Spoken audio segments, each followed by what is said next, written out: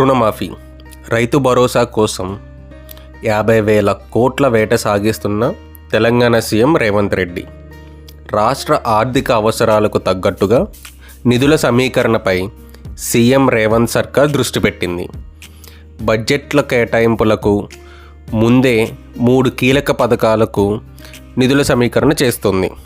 రుణమాఫీ, రైతు భరోసా, రైతు బీమా పథకాల అమలు కోసం భారీగా రుణాల సేకరణకు తెలంగాణ ప్రభుత్వం కసరత్తు ముమ్మరం చేసింది.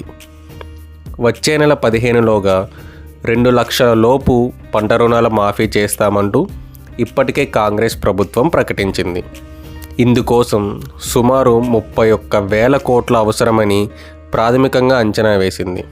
మరోవైపు ఖరీఫ్ పంటల సాగు సీజన్ ప్రారంభమయ్యే ఇప్పటికీ నెల గడిచింది.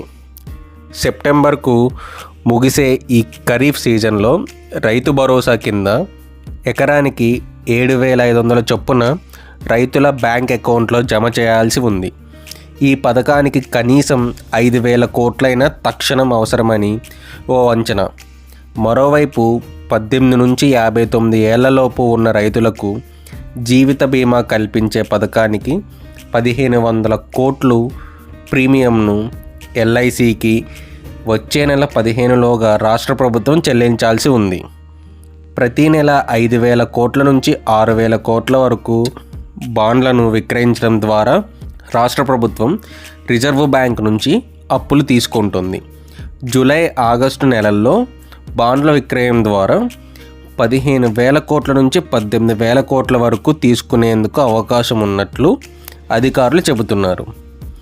ప్రభుత్వ భూములతో పాటు తెలంగాణ రాష్ట్ర పారిశ్రామిక మౌలిక సదుపాయాల అభివృద్ధి సంస్థ ద్వారా బ్యాంకుల్లో తాకట్టు పెట్టి 10,000 కోట్లకు పైగా రుణాలు సేకరించేందుకు అవకాశాలున్నాయని భావిస్తోంది.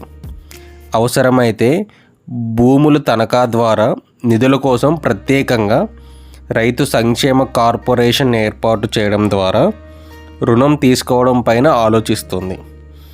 ఆగస్టు ప్రారంభం నుంచి రుణమాఫీ అమలు ప్రారంభమయ్యే అవకాశాలు కనిపిస్తున్నాయి. ఇలాంటి సమాచారం కోసం మన సమాచార్ యూట్యూబ్ ఛానల్ని సబ్స్క్రైబ్ చేసుకోండి. Thanks for watching.